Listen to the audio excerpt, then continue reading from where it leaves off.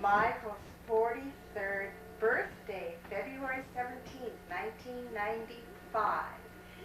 Happy birthday to you. Happy birthday to you. Happy birthday, dear Michael. Happy birthday to you.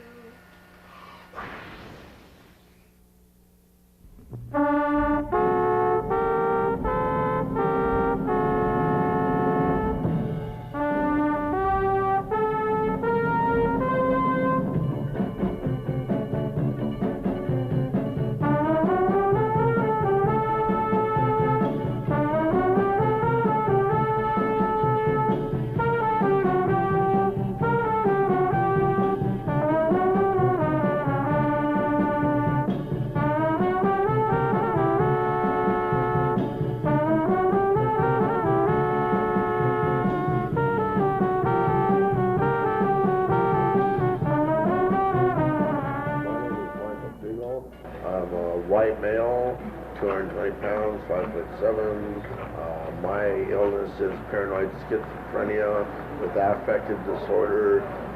I got sick when I was 24 in my second year of medical school.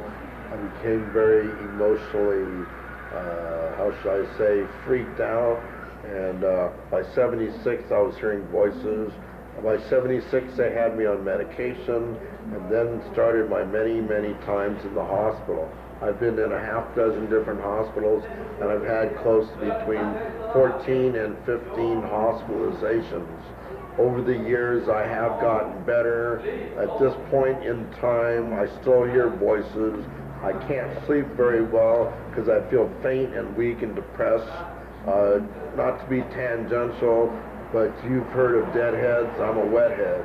That's what I feel like in the morning when I can't wake up. I feel like a wethead.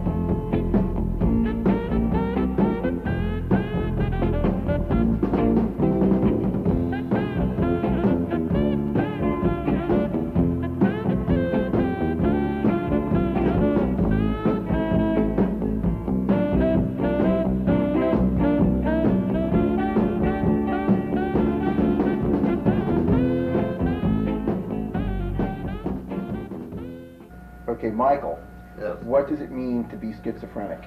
Schizophrenic means you have a lot of depression, you have hallucinations, you have delusions, you have sleep problems, you're physically weak, you magnify things, you don't see reality right, you're very, very afraid of things, you're afraid people are going to hurt you or something like that.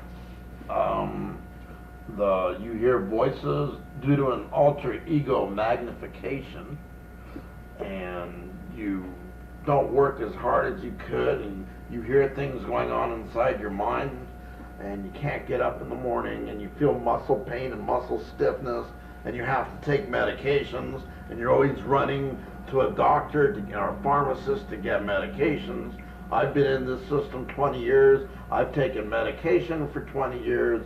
I know about hospitals, board and care, room and board, mental health agencies, psychiatrists, psychologists. I've been in the system a long, long time. I am getting better. I am able to do things like play guitar and read and study and write a little bit. And every now and then I work a little bit. Making stay of the year, changing my life with a wave of a hand. Nobody can deny there's something there. I want to hear that. Making stay of the year, changing my life with a wave of a hand. Nobody can deny there's something there. Tell us about your educational background. I entered UC Irvine in 1969. I became a double major, got a degree in biology, degree in chemistry. I was accepted to medical school in 1973. I got through the first year fairly well, actually, 80%, high 70s, low 80s. Went in, passed National Boards Part 1, went into the clinics.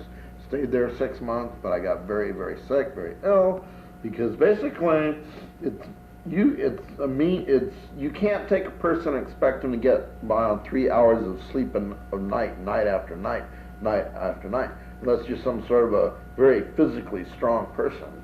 So I hung in there as long as I could for 6 months. I dropped out, packed my bags, went to Israel, worked on a kibbutz. Picked oranges, did plastic extrusion, everything was hunky-dory, but I was getting a little bit down there. I started hearing voices in Israel. I felt like somebody or something was out to get me or something, and I said, I have to leave. So I packed my bags, came back to this country, got a job, got a roommate, a friend of mine from high school named John Doherty. He worked, I worked, but then I got busted on an ABC liquor law violation. I immediately got sick. They put me in the hospital. I was in the hospital.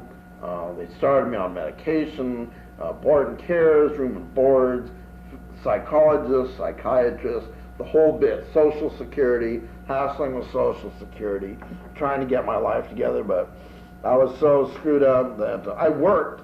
But it was a very difficult thing for me to do. I'd be on a job and I'd start hearing voices, and I had to work and hear voices at the same time, and I was going crazy from that.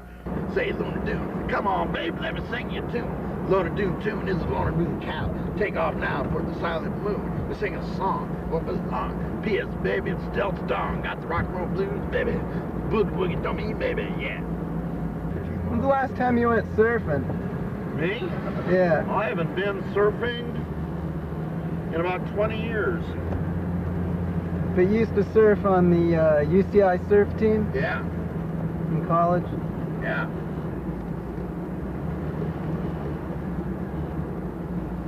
Seems everybody thinks surfers are for bad guys, so I don't want nothing to do with them.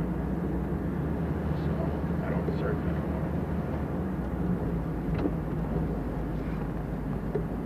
What do you do to keep in shape?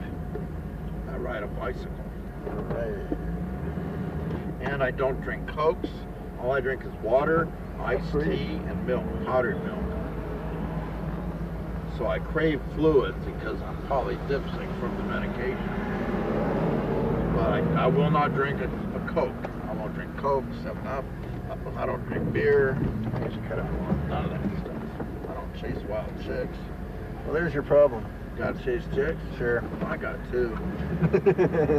Ellen and Iris. Both of those are starting to get on my nerves. Iris is okay. She's not a bad chick. What does Iris do? No, she hangs around the house and watches TV. Does she work? No, she's not working yet. And what about, who's the other one? Ellen. What does she do? Ellen, I think, is doing volunteer work at St. Joseph's Hospital. How do they support themselves? Through SSI. SSI. What is that? Social Security Insurance.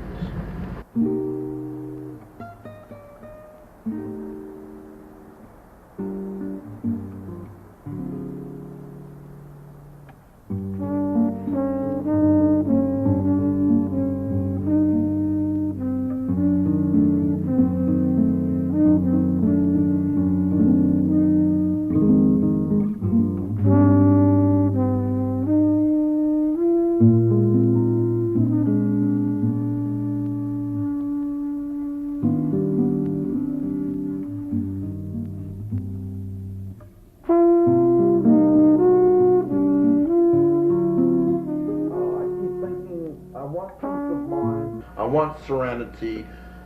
These things are hard to come by because I'm always restlessly agitated. It's an agitated depression. I'm always agitated.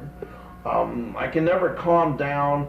I can never be on an even keel. I have racing thoughts. I have impulses. I have delusions, and I have hallucinations. There. What was your life like before you became schizophrenic? What were you doing? My life was fairly reasonable. At college, I went to college for 4 years. I was in a medical school program for a year and a half. Things were okay. I was doing fairly well academically. Social life wasn't the best, wasn't the worst.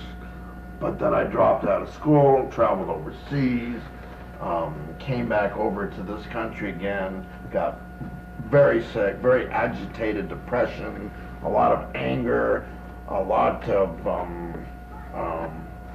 hallucinations, delusions, paranoia, tremendous paranoia, anxiety, forebodings of misfortune, afraid something's going to happen to me. So anxiety is part of it. Anxiety, depression, delusions, hallucination, physical weakness, can't sleep very well, physically overweight, forgetting my memory all the time. I forget my memory, my concentration is off, like I'll put something down and I'll forget about it, and I'll lose my memory in a little bit. I'll have a thought and I'll lose the thought, then I'll sit there for 2 minutes until the thought comes back to me. A lot of stuff like that. There's one thing I wanted to tell you, but I forgot. Mary Ann, why'd you go? We don't know, but we know that you go so far away now. Far away from this place.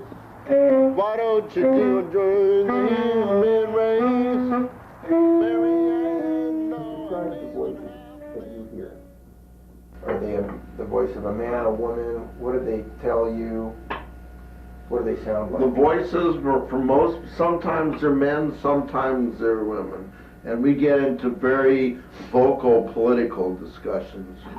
And we talk about who's right and who's wrong in political arenas. World peace is very important, and you're supposed to do your thing for world peace. And sometimes you feel persecuted because your political beliefs, because you're being blamed for something you did not do, and it's not right, and you feel persecuted, and you do cry, and you do get sad, and you get depressed, and you get angry, and it does hurt. It's painful. Well, it's a little bit painful. It's very painful. Let's put it that way. And you're always thinking about, how to contribute to society, and you're a driven man. You have racing thoughts, and you feel like you're temporal disoriented.